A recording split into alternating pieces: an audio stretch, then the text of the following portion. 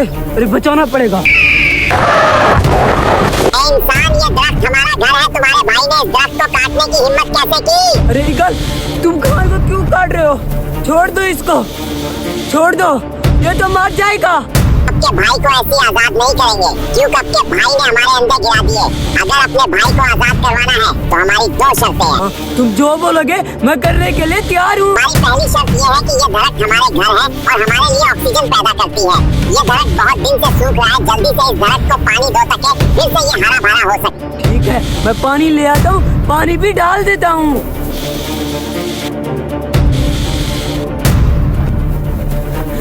अब मैंने दरख्त को पानी दे दिया है, और बोलो क्या करना है? अब दूसरी शर्त ये है, क्या तुम लोग वादा करते हो कि आज के बाद किसी भी दरख्त को नहीं काटोगे, ना कि उन्हें नुकसान पहुंचाओगे? हाँ, मैं वादा करता हूँ, ना मैं दरख्त को काटूंगा, ना कुछ, और ना किसी को काटने दूंगा। बस मेरे भाई को तुम छोड़ दो। ने 2 शर्तें पूरी की है। अब मैं अपने ईगल्स को हुकाम देता हूँ, आपके भाई को छोड़ देंगे। आए सारे ईगल्स इसके भाई को सब वापस अपने अपने घोंसलों में बैठ जाओ।